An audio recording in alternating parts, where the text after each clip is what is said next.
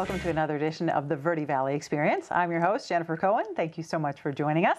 It's almost time for one of spring's most anticipated events, the 50th Annual Jerome Historic Home and Building Tour. The 50th! It's awesome.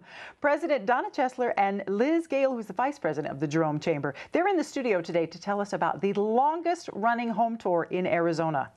You know they got their stuff down. They've been doing it 50 years. It is awesome. They boast never-before-seen historic and significant homes on this guided tour through the mile-high city's back streets. It's awesome. If you haven't done it, what have you been missing? It's really, really cool. 2 days it's going on. Saturday, May 16th to Sunday, May 17th from 9 to 3 each day. So you're going to want to stick around, check it out. You want to be there. Now, you may know that Arizona is famous for copper. And a variety of copper minerals are mined as gemstones. And they include azurite, chrysocolla, malachite, plus, of course, other Arizona gem materials include agate, amethyst, garnet, jade, jasper, onyx, obsidian, opal, petrified wood even. But did you know that a whopping 809 of the Earth's 4,000 naturally occurring minerals are found in Arizona? Now that means that 20% of the mineral types collected throughout the entire world are right here, collected inside Arizona's borders. Now, Greg Capich will be in the studio sharing some of his knowledge of the gem and mineral world, and he's brought along a few of his favorites from his vast collection to share with us. Then we'll have a visit from Dr. Patrick Pines, who is the Northern Arizona.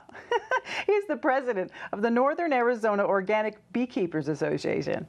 This is one cool guy. Dr. Pines has been a passionate organic beekeeper and gardener for nearly 25 years. So he's going to share his passion with honeybees, beekeeping, and flowering plants, and he'll talk to us about sustainable backyard beekeeping and what to do if you find a swarm on your property. And as he says, viva las abejas!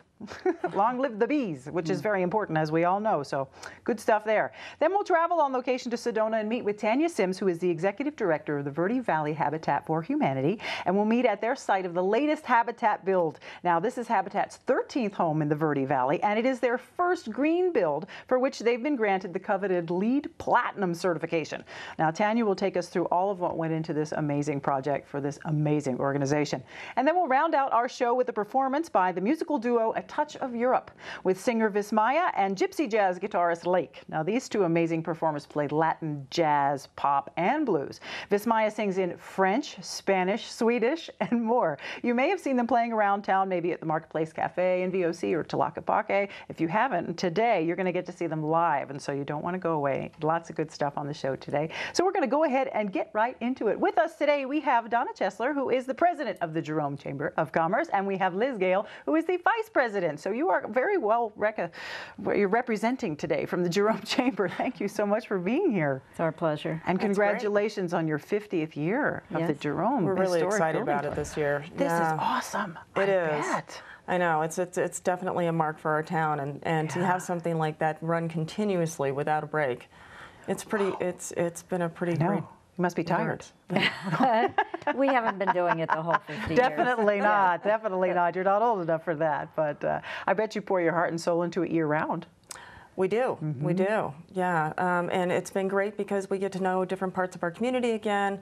Different parts of our community show up to make this event happen, and it's great for people to get to know people who actually are from Jerome. Yeah, definitely. There are actually people from Jerome. I've met a few of them. It takes a lot of volunteers to put this production together. And we also get a lot of help from the Jerome Historical Society, who helps us with our background information, as well as lots of other things. But behind the scenes, we have a lot of volunteers, as well as the day of. We probably have 40 volunteers each day. Including the Jerome Fire Department, which also helps well, too. Wow, yeah, the fire department's even involved. Lucky. Right. That's awesome. Now, describe to us, it's 2 days long. It's May 16th and Sunday, May 17th from 9 to 3. Now, how does that work? You buy a ticket, which you can do online. Yes, you can buy your tickets online this year from jeromechamber.com, and there'll be something to click on, and it'll take you to buy a ticket. You can also buy your tickets at Spook Hall, which is on, it's right on 89A as you're coming in. It's our all-purpose building, and it's a Lawrence Memorial Hall. It's very well marked. So by the big ghost in the window. Yeah, that's right. And so the first tickets will be sold at 9, and this is a guided tour. So you're going to get in a van, and the van will take. They're 12-passenger vans. The van will take these people to the first home. Then the next van will leave. Take those people. and then a van will take them from the first home to the second home. You can stay as long as you want, but you'll keep moving through all 7 of the properties. Sure. Wow. And the tour does end at 5. So that's when we do our last round of our vans to collect people to bring them back to the starting point, which is at Spook Hall. Sure, sure. So if you buy your ticket at 2:30 and start your tour then, you will be done by 5. That's the idea. Sure. Yeah. It's a self-guided tour in many ways, so we encourage people to kind of pace themselves accordingly. Sure. But you've got lots of people along the way to help you. Definitely, definitely. One thing to point out is it's not handicap accessible, which is nothing for you guys, but it's Jerome, people. I mean, understand, it's Jerome. There's a lot of steps. So many steps. Yeah, skinny little stone slanted, right. not quite to code steps, we might say. You might. That you're going to want to wear some good shoes. You're going to want to be able to walk up and down stairs. That's going to be really, really important for you. Now, you have some even more new homes this year than you had last year. Even We some do. New ones. We're really excited with some of the homes that we've got right now. Like one of them is going to be this, which is the Rosie Salas house. Cute. Which was also one of the original places for, what sheriff was that, Donna? I'm going to pass on his name right now, but you'll find out during the tour. But he was the sheriff in 1912, and we have a lot of documentation of some major shootouts that he was involved in. It was seriously the Wild West. Wow. And we found people who've been looking for him on Ancestry.com. Really interesting stuff. Someone's mother, he had arrested the man who shot this person's mother, and they were looking for just all sorts of things comes out when you really start doing the research on these. Yeah, I bet, especially in Jerome. You start digging, you're going to come up with some interesting things. Yeah, yes, you will. Yes, it's never been a dull moment in Jerome ever. This one has an incredible view. Yes, it does. And this also was featured on the cover of Sedona Monthly. The beautiful cover of Sedona Monthly this month. It's gorgeous. The lovely model is perched on the precipice on the roof. Oh my gosh! So you will get to go up to that area and see that view, which is pretty spectacular. Yeah. It's something that you can't really imagine until you're standing there. And that's a newer build. It's a Victorian mansion. Ooh, neat. Our oldest build, we think, is 1898. It's the Mills House, and that house, you know more about that than I do.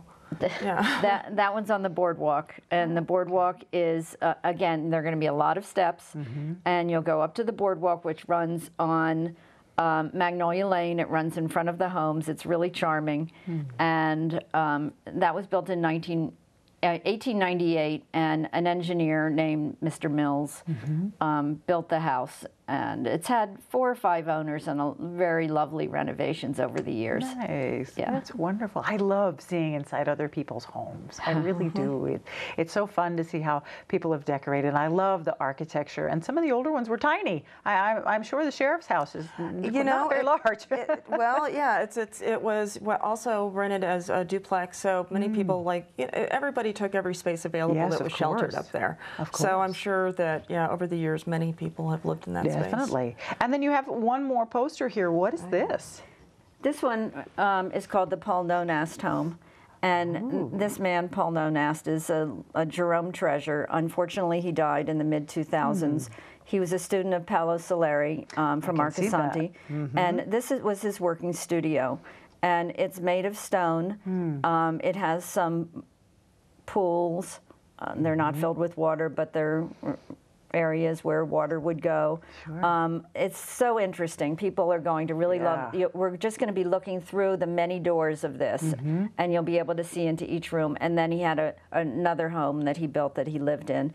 Wow. Incredible location. It's perched on this side of a hill and really lovely. Nice. It's very organic architecture, and he was also related to the people who started Greenpeace. So he has quite the he has quite the inspiration to kind of honor what's within his reach, and a lot of those materials can be seen there. Wow, so that's amazing. How interesting. Yeah. You got to get there. The 50th annual Jerome Historic Home and Building Tour. Now you're going to go online. to get your tickets because it's going to be really easy. That's right. You're going to go to jeromechamber.com and you're going to do everything you need to do right there, get all the information that you need. It's going to be happening Saturday, May 16th to Sunday, May 17th. There are limited hours, so make sure you look at this. 9 to 3 each day, of course, and it's a guided yet self-guided tour. You're going to be taking a bus, but you are going to need good walking shoes and you are going to need to navigate quite a lot of stairs, so do keep that in mind. Congratulations to you guys for having such a successful and well-loved event. Thank you. It's really super and exciting, and sharing the history of Jerome with everyone, which, like I say, never dull moment, Jerome. Never dull moment. That's right. Thank you. Awesome. Thank you so much for being here, Donna and Liz. I really appreciate it. Have a good time this year, and I will see you there this time. Okay. Thank you. Excellent. You always have it on my birthday weekend. That's what it is. But it's a great place to celebrate your birthday in Jerome. And thank you, because we'll be right back, so don't go away.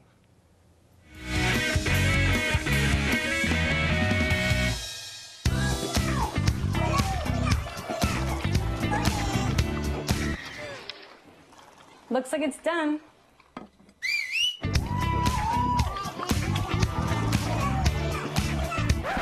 Don't let salmonella get funky with your chicken. On average, 1 in 6 Americans will get a foodborne illness this year. You can't see these microbes, but they might be there. So learn the right temperature to cook each type of meat. Keep your family safe at foodsafety.gov.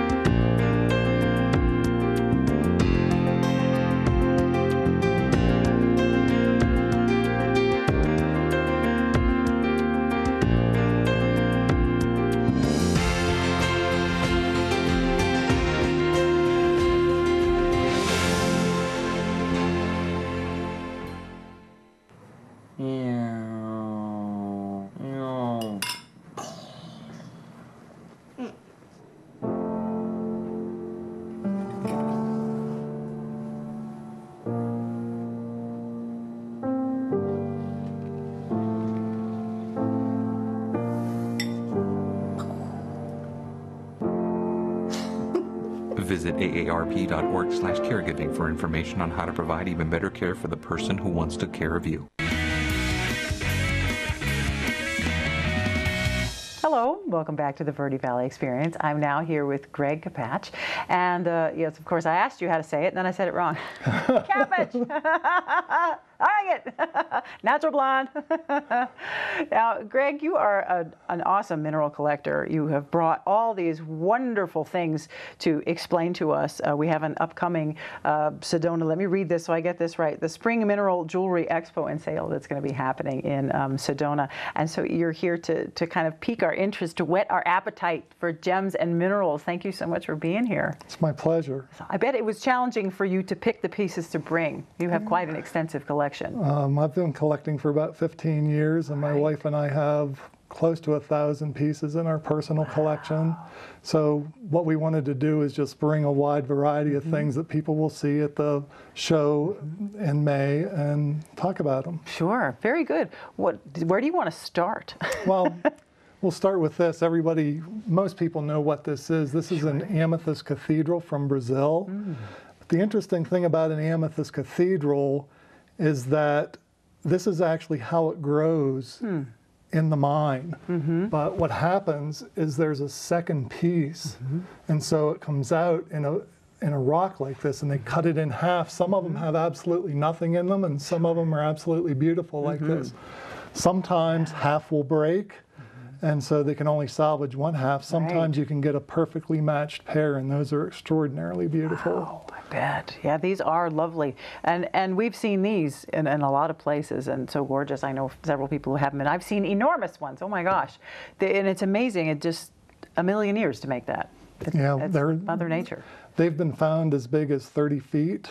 I've seen a pair in Sedona that's over 6 feet high. That's a perfectly matched pair. That's amazing. And it takes 3 to 4 guys just to move those. They're so heavy. Just that one's heavy. Yeah, that's about 25 pounds. Amazing. So. Yeah. Actually, I did a little research, and they find some amethyst here in Arizona. Yes. Which is amazing.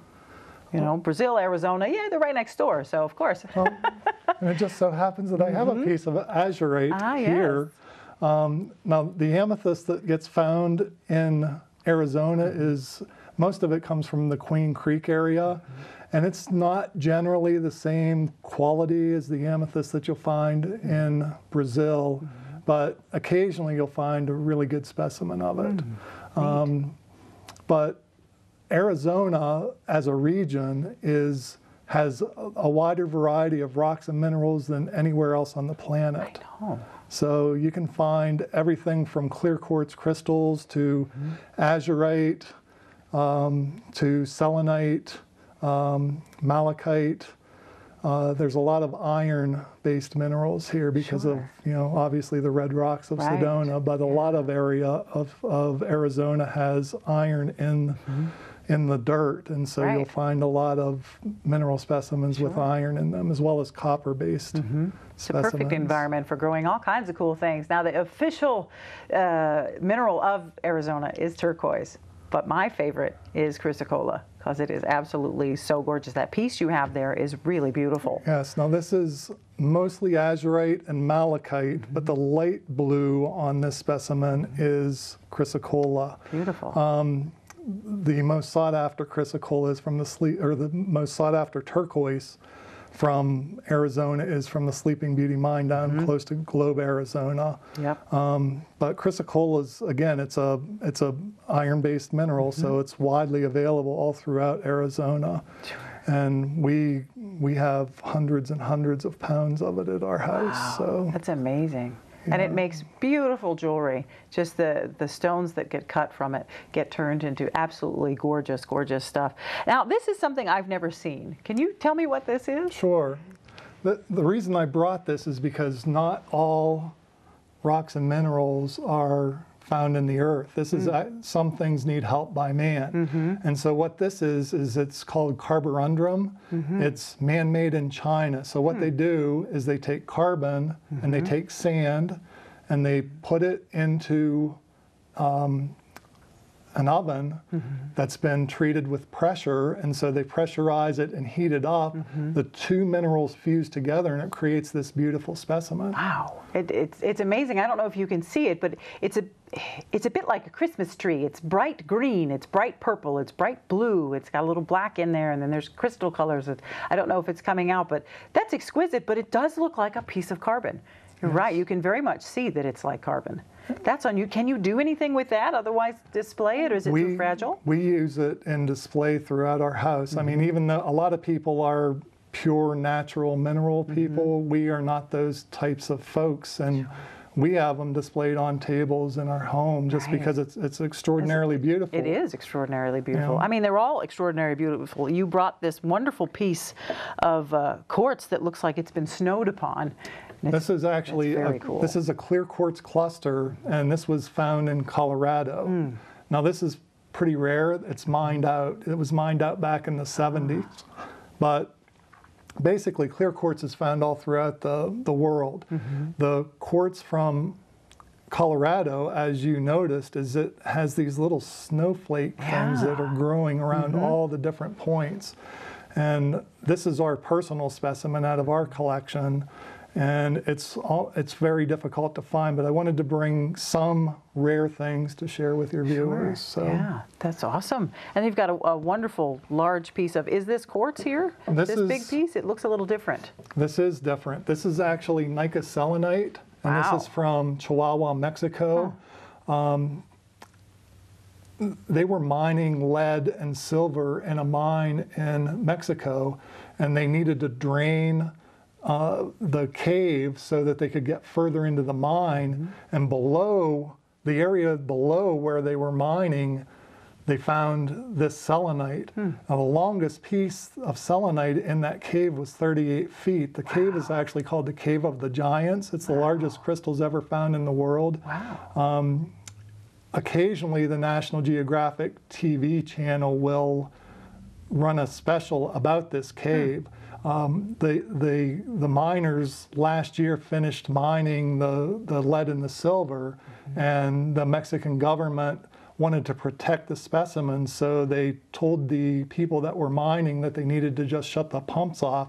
So the pumps have been shut off. The cave is now filled back up with water. There are no more specimens coming out, but we were fortunate enough to get some while they were available. That's amazing. That's amazing. You brought so many wonderful things. You've definitely whet my appetite to check out some more stuff. My daughter's been collecting since she was about 6 months old. She'd pick up little things, and her whole shelf in her bay window is covered with all kinds of crystals, and I make sure I stick the name to the bottom because I don't remember the names. But it's so fascinating to take her to mineral shows and gem shows and see her eyes. Mommy, oh my God, gotta get this one, you gotta get that one. So you should check out the Spring Mineral and Jewelry Expo and Sale that's happening May 23rd and 24th. That's Saturday the 23rd and Sunday the 24th, and that's from 10 to 5 on Saturday and 10 to 4 on Sunday. That's happening at the Red Rock High School in Sedona on Upper Red Rock Loop Road. Upper Red Rock Loop Road. Yeah, say that fast. That's going to be going on May 23rd and Sunday the 24th. It's going to be really cool. You're going to see all kinds of cool things. I know you know this. Vendors from all across the region will be offering unique and interesting mineral specimens. You'll see crystals and fossils and gemstone jewelry and all kinds of neat things. Everything you need to get started to do your own collecting and maybe get into a little jewelry making yourself. And then there's raffles and beautiful prizes and fun for the whole family. It's $3 to get in unless you're 12 or under, and then it's free. So it's going to be a nice little weekend afternoon. Thank you so much for bringing all these goodies and sharing them with us. Thanks for having me and giving me the opportunity to share with your audience. Very, very cool. I'll see you at the Spring Mineral and Jewelry Expo Sale. Thanks. Thank you so much, Greg Kaffich. Appreciate you being here, and we'll be right back with more Verde Valley Experience, so don't go away.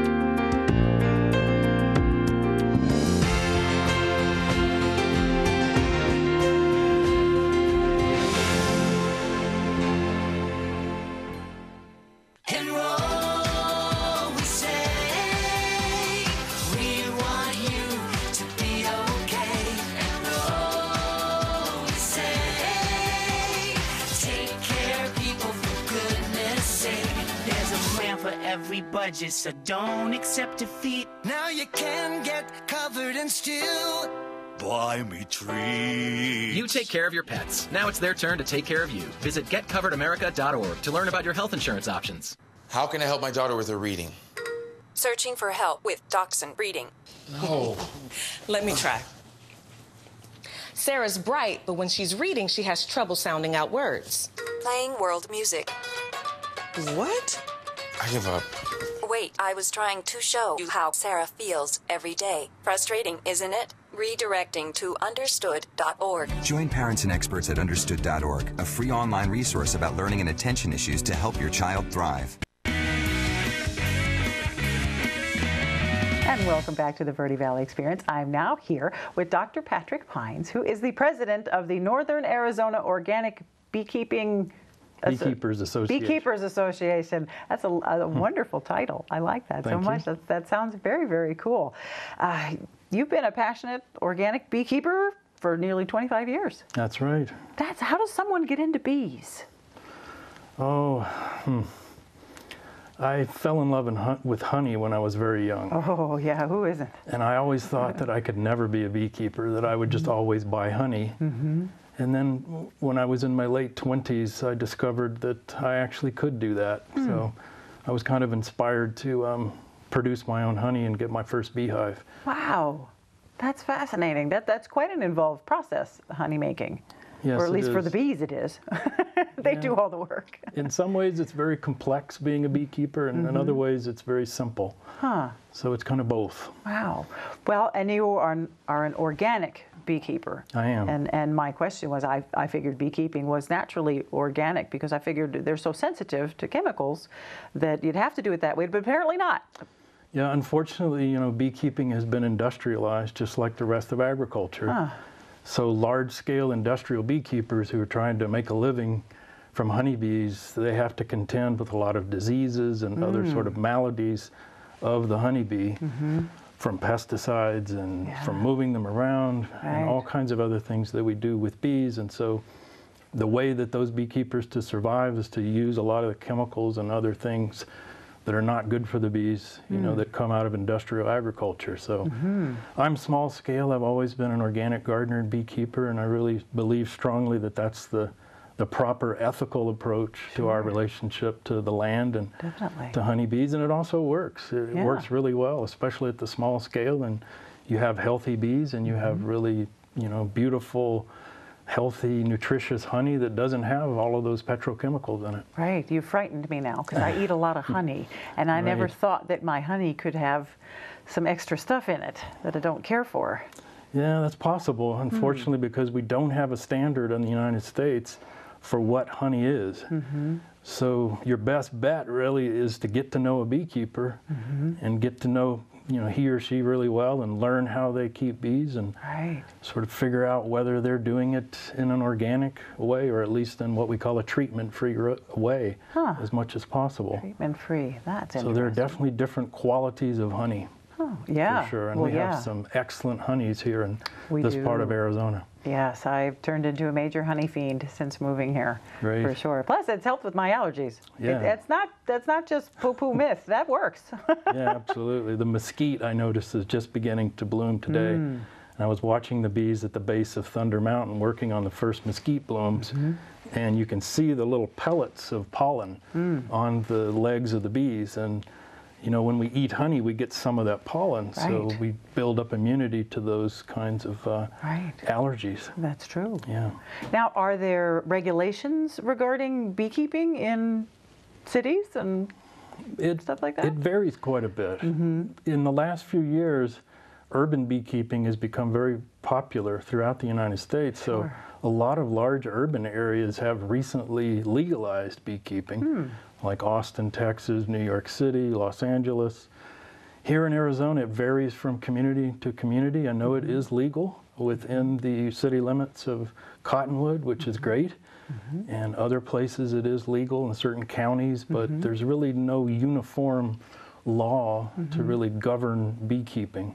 Sure. Wow. So that's very interesting. It's just the way it is right now. But I do urban beekeeping, rural beekeeping, suburban beekeeping. And there are some things you need to think about if you're an urban beekeeper, and urban beekeeping is great. You know, it's great to have bees in urban areas, but you've got to be careful. So a beekeeper needs to know what he or she is doing to do that. And you're full of information as far as that goes. You can check out honeybeeteacher.com. And your website is so great. It's so fascinating. So many interesting things on there. Wonderful pictures. I mean, you do all kinds of things. Yes. We're all around organic gardening and organic honeybee keeping and things like that. It's obviously very gratifying. You look very content. So that's obviously a lot of fun. It's a whole endeavor. It's a labor of love for sure. Yeah. You know, I try to make some money at it as well as a teacher and from wax candles that my daughter is now making and from selling honey and things like that. But it's not my entire way of making a living, but it's a significant part of it, and it's definitely something that I enjoy greatly. Certainly, certainly. And I noticed something on your website. It's a funny little thing, got swarm. If you have a bee swarm problem, which, you know, certain times of the year we do. Yes. And tell us a little bit about a bee swarm, what it is, what's happening there with the bees, and then what to do about it. I think the main thing that people need to realize is that a swarm is not out to sting anyone. It's really not inherently dangerous to anyone. I understand why people get afraid of swarms, because I remember catching my first swarm in Albuquerque, New Mexico, and it was very frightening because a colony of a swarm of bees can be 10,000 bees, and they look really powerful. And you think to yourself, wow, what if they started to sting me? That would be really scary. But because a swarm doesn't have any comb to protect, it's really out looking for a new home. It's like a baby bee, basically, made up of bees and a queen who have left the old hive. So they're looking for a home. So they look really scary, but in fact, they're not out to sting anyone. Almost all of them are docile. And it's best just to leave them alone or call a beekeeper and we'll go catch them. I've rarely, if ever, been stung by a swarm, and I've caught dozens of swarms, including here in Cottonwood and the Verde Valley. So even our Africanized bees, which tend to be a little more defensive than European honeybees, even the swarms are usually docile. Wow. So, and they're different than honeybees, the Africanized bees, or are they another breed of honeybee? I guess you could say they're another breed. They're basically a bee that was accidentally introduced from sub-Saharan Africa into Brazil in 1957. So they're the same species as the European honeybee, but they evolved separately from the European honeybee, and our ancestors domesticated the European honeybee, and we brought that with us when we crossed the Atlantic Ocean. Whereas the honeybee from Africa was never domesticated. And so for various reasons, including the fact that it wasn't domesticated, it's more defensive, it's more likely to sting. Wow. So that's the real issue with the Africanized honeybee that we have in our area. I say that the bees that we have here in the Verde Valley are Afro-European honeybees. They're really the same bee, they've just mixed together. Sure. And so they are different. So there are really a lot of good things about the Africanized honeybee, but for urban beekeeping, at this point, they're still a little too defensive, especially for beekeepers who don't have much experience yet. Right. So they've really changed the game a lot here in the Southwest that other parts of the country haven't experienced yet with beekeeping. They like our weather. Yeah, and they our do flowers. really well here. We have good flowers here. Oh yeah, they love the mesquite, they love the desert plants. They do really well here. That's true. And so what if you said if someone finds a swarm in their backyard, they should call a beekeeper. So if they call you, what are you going to do? I'm going to first of all make sure that they are honeybees. And usually a swarm will be the size of a tennis ball at the smallest to a beach ball. Wow. And once I figure out that they definitely are honeybees, sometimes they turn out to be wasp or something else, I will go catch them for free. Usually, especially if they're readily accessible, like hanging from a branch or something like that. So they're actually pretty easy to catch. You just get a little box, shake them down into the box, and they follow the queen. Good. Don't try this at home, though. No, not unless you're wearing a veil. This is for experienced beekeepers only. Don't go shaking bees into a box anytime soon, okay? I apprenticed with an older beekeeper when I first learned how to do it.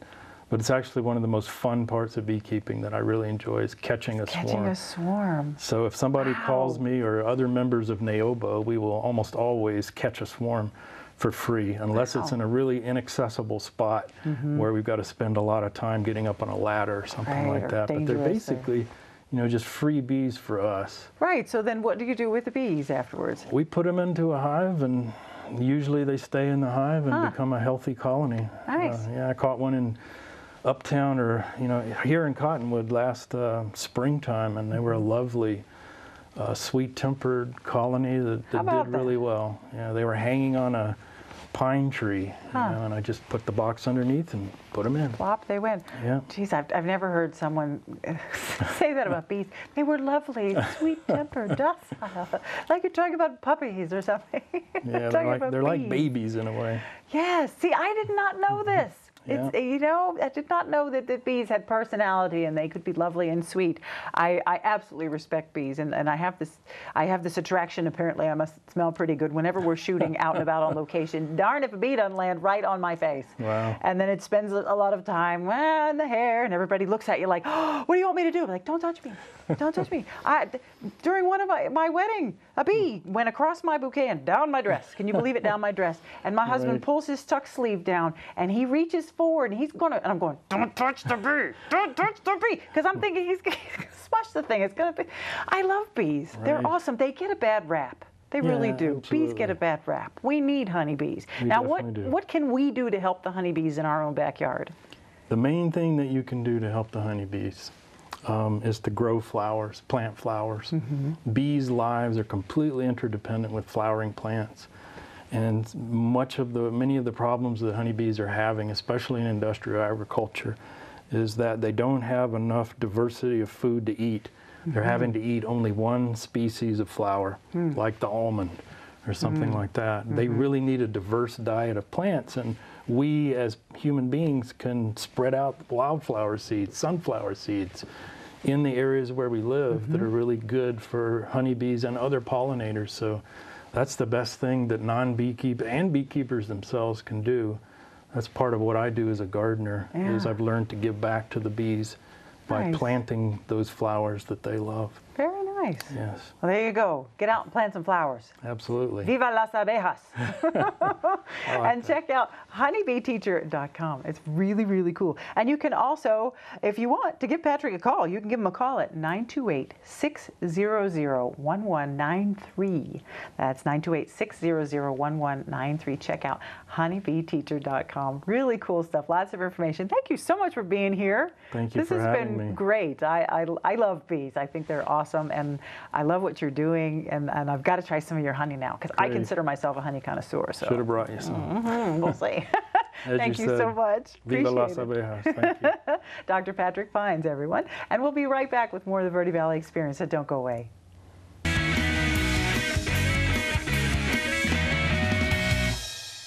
Pretty much a good day for me would be people leaving their hands off of me. I'm always called names. Everywhere that I go, there's always someone calling me names, calling me gay. I've been choked, thrown up against a wall, punched. Nobody's ever tried to help me.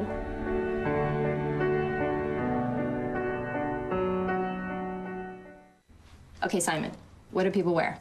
Clothes. That's right, so it's important to learn how to dress yourself. Here's how it's done. Shirt, underwear, pants, socks, shoes. Underwear, always first, name tag on the back. Then pants and shirt. Go ahead and put this on. Now with the shirt, you want to make sure the first button's right, or you have to start all over again, okay? Socks left on left, right on right. Tying the shoes, we're going to take the laces, we're going to cross them over, we're going to turn around where the bunny goes down in the hole, pull it tight, and bunny ears. Got it? Most parenting is hard to do in just 2 minutes.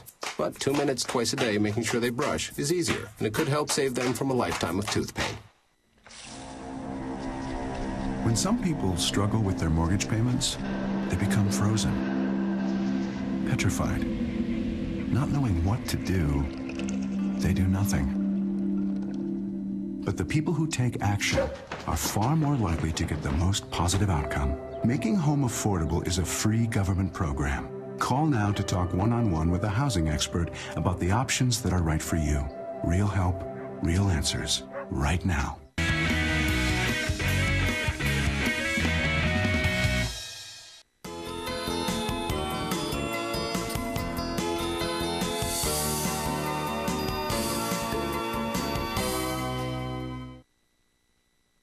And welcome back to the Verde Valley Experience. We are now here in Sedona on this beautiful day, and we are in front of Habitat for Humanity's home number 13. It's so very exciting. We're here with Tanya Sims, who is the director of the Verde Valley chapter of the Habitat for Humanity. Tanya, thank you for being here. You're welcome. Thank you. This home is gorgeous. Oh my gosh, it's gorgeous. This is amazing. Home number 13. It is. For the Verde Valley Habitat. That's congratulations. Yeah, we're proud. We're very proud of it. That's really super. And you guys are in the final stages of completion here. Just another tweak here and there and finishing up, and this home will be ready for its new occupants. That's true. That is truly amazing. Habitat for Humanity is an amazing organization. And we'll focus today on the fact that they build homes for folks who need homes, basically lower income folks with challenges towards finding a safe place to live, and you've done this wonderful, and this is gorgeous. Did I say that already? This home is gorgeous. I was expecting a nice home. I wasn't expecting a gorgeous home. I mean, what you've put into this is amazing. Please tell me how you got to this point. You know what? It's through the sponsorship of Salt River Materials Group. I think everyone knows, or if you don't know, they make cement, so the house has a lot of cement components, concrete components to it. They themselves have brought in a lot of partners who've donated labor and materials, hence the very beautiful home. Right. It's very unique to what we've done before.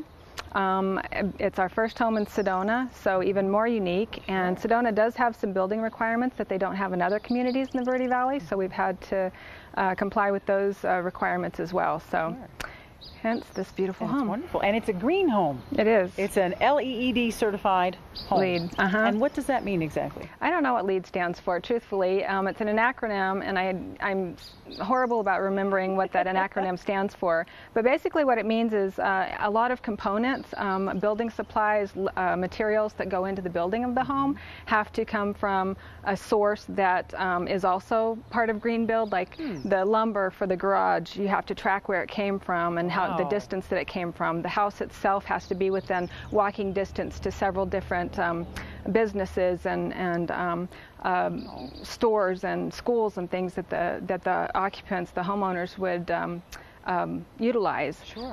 Gosh, what else is there involved? It's Energy Star, which means it's energy efficient. Sure. You know, as far as the heating and utility costs go, because the home is made of concrete, this Herky-Wall system, it's going to be very energy efficient. So there won't be a need for solar because of the energy efficiency of the home, and that kind of leads into the LEED as well. Sure. So there's tons of documentation that you have to acquire to get the LEED certification. It's a lot of work. It is. That's amazing that you'd go that extra step. I mean, wow. And tell us about the building of the home. What I find is interesting is that the homeowner gets involved as well, and every person who receives a home from Habitat for Humanity actually has to put in 300 hours of manpower or woman power towards building either their home or somebody else's home, and it's built almost exclusively by volunteers. It is. This home is unique. It still has a lot of volunteer service hours that have gone into the build of it. If you are a single income homeowner, then you have to do 300 hours. If you are two family income homeowners, then you have to put in 450 hours. So it depends on the size of the family and the income. The income earners, I guess, is the simplest way to put it. So Chandra Ryan, who's going to be the recipient of this home, she's a single parent with 3 kids, so she had to put in 300 hours. They have to our homeowners have to put in 50 hours of sweat equity time even before the groundbreaking. So she started putting in her sweat equity there. She's volunteered in the Restore until we started construction, and she's been here working on the landscaping and doing painting and doing cleanup. And so, yeah, it's really important for them to know what goes into building of their home. Right, yeah, and then to take even more ownership and more pride in it. Exactly. It's such a wonderful thing. Now, it's not a gift. There is a mortgage involved. It is a program that's based specifically to ease some of the woes that comes when buying a home, you know, down payment issues or mortgage issues, and you do it interest-free. You do it nonprofit. So you're not making anything off this gorgeous home. You're just doing it for community and for people. Well, yeah, we do it for low-income homeowners. We have a lot of income residents throughout, not just our community, but throughout the world who, you know, if you're living on an income of $18,000 to $38,000, depending on your family size, you know, it's very difficult to go out and find a home on the market that is affordable to you. Absolutely. So that's part of what Habitat does, is we build affordable housing so that, you know, this select category of income earners can afford to live in a home. Right. That's great. That's wonderful. A home for everyone. That's what it should be. Yeah. Now, that's our goal. Really, an important part of Habitat is volunteerism. Now, you don't have to be, you know, a prospective homeowner, so to speak. You can be anyone if you would like to volunteer. If you look on the website, vvhabitat.org, you're going to see everything you need to know about volunteering, about donating. You can donate to the Restore. You can shop at the Restore, which is really, really one of my favorite things. And there's also something called the Carpenters Club, which is really cool setup for a way for you guys to give. Tell us a little bit about that, Tanya. The Carpenters Club is essentially based on the idea that Jesus was a carpenter, and he went out and he built, and he did it out of the goodness of his heart. And our Carpenters Club is a monthly giving format where you can give monthly, either whatever size donation that you prefer to give, and it's giving over time instead of giving a lump sum, but it helps us support our affiliate and the work that we do, and having that consistent income to do that. Sure, and that's really easy to register to do. Go to vvhabitat.org.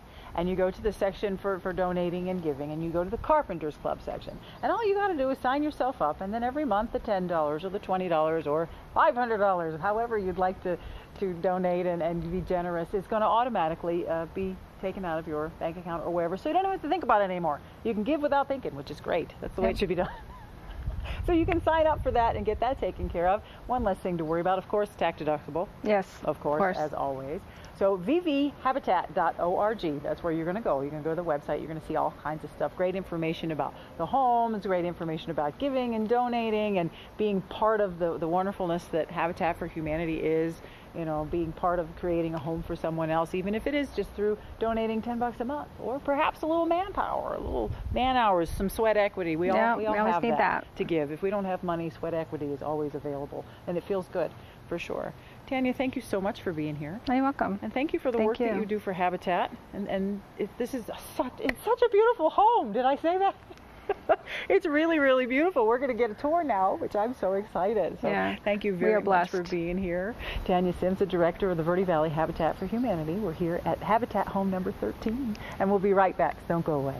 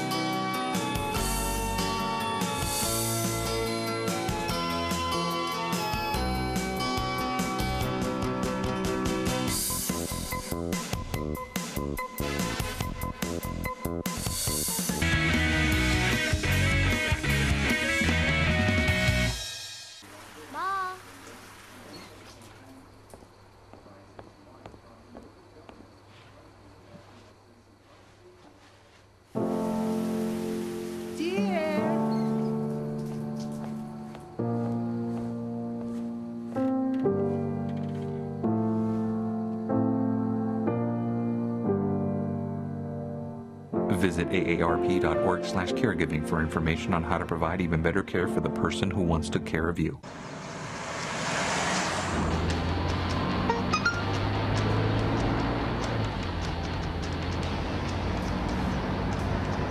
The average text takes your eyes off the road for nearly 5 seconds.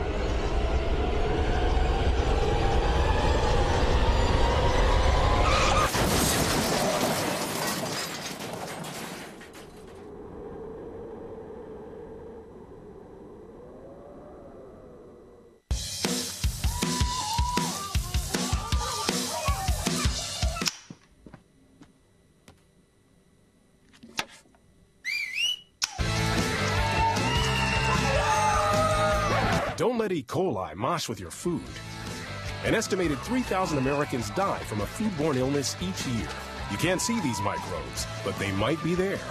So always separate raw meat from vegetables. Keep your family safe at foodsafety.gov.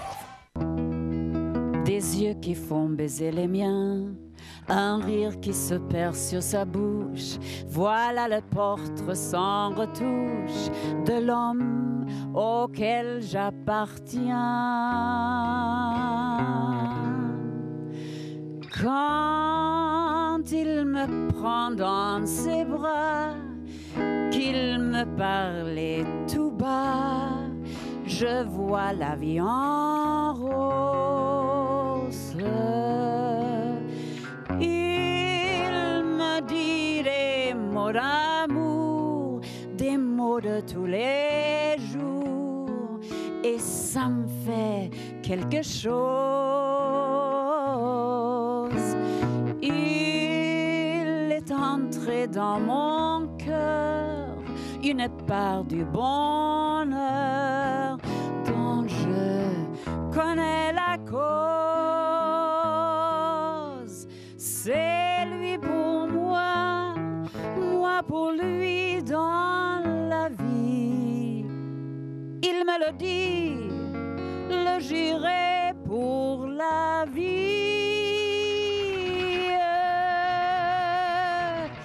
Et dès que je l'aperçois, alors je sens en moi mon cœur qui bat.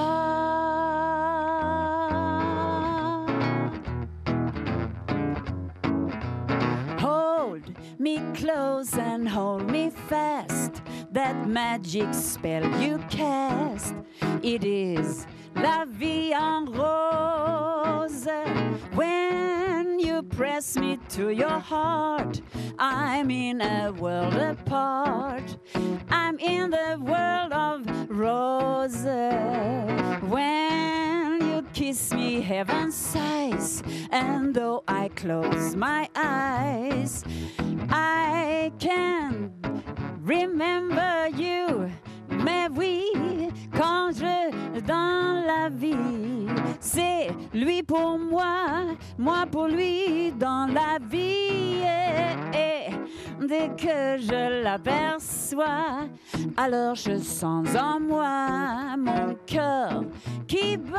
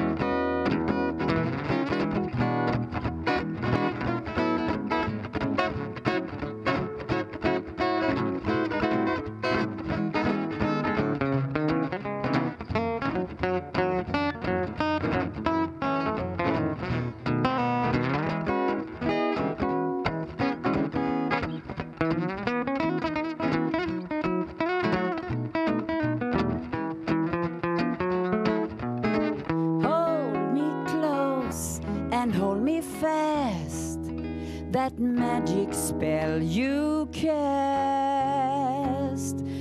c'est la vie en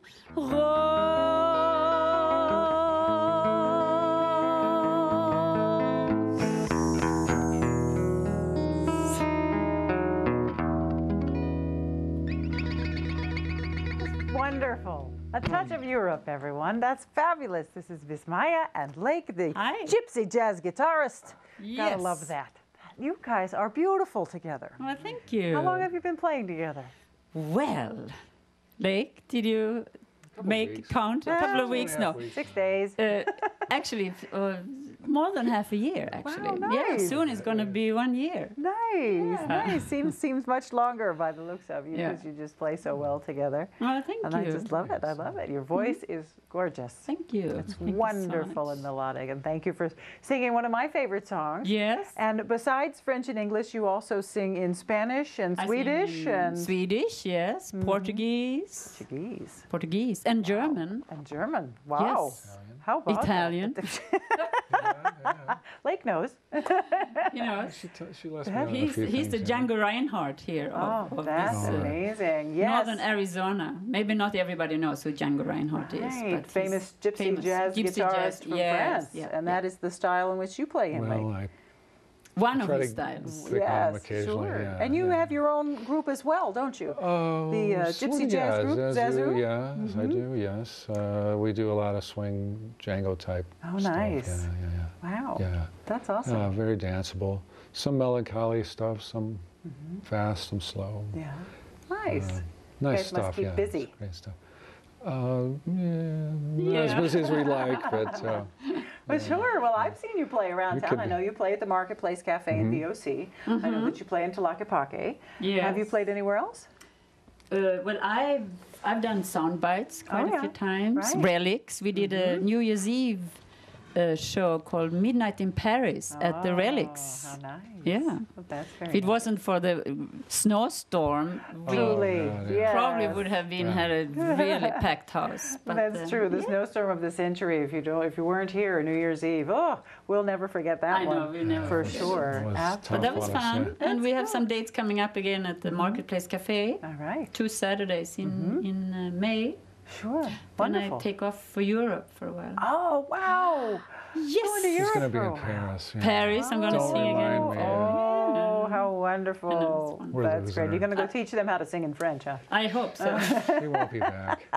Oh, geez. I'm Wow, losing that's it. wonderful. Well, we can keep tabs on your travels and your whereabouts by going to your website, can't we? Yes, I post everything there. Whatever we do as Touch of Europe is posted there.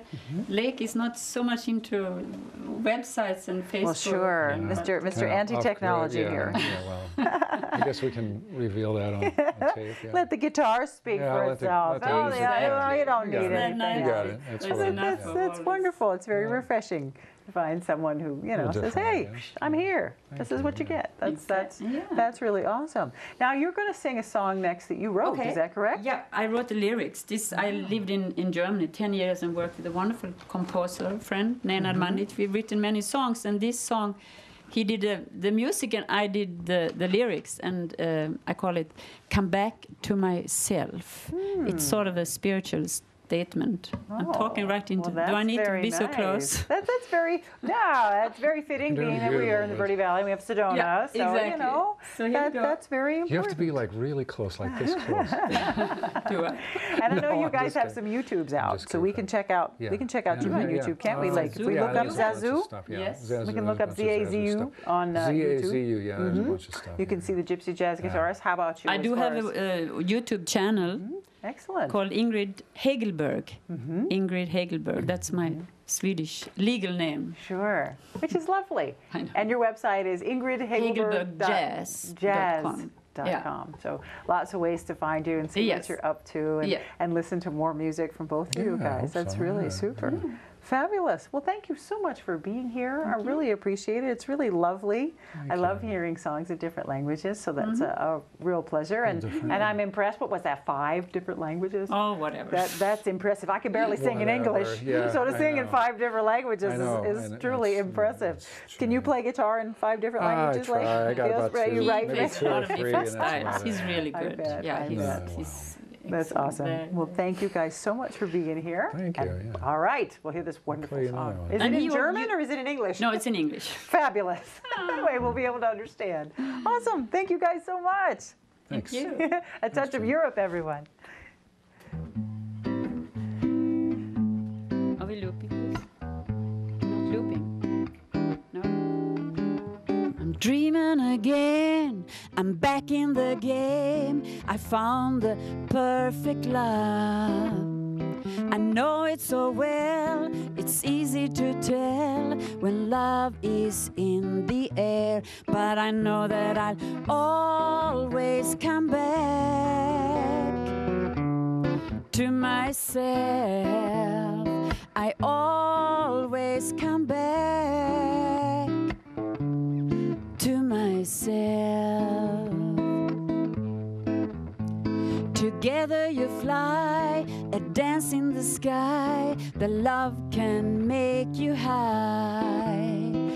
The joy and the pain, I lose or I gain. The truth is still the same, 'cause I know that I always come back to myself. I always come back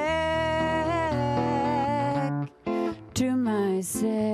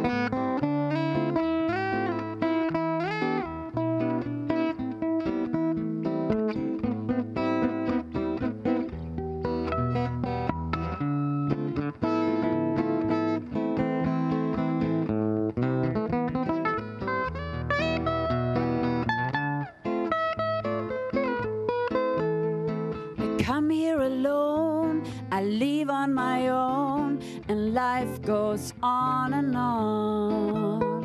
The joy and the pain, I lose or I gain, the truth is still the same, 'cause I know that I'll always come back to myself.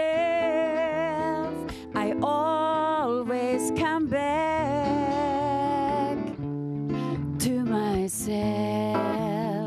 I always come back to myself. I always come back to myself.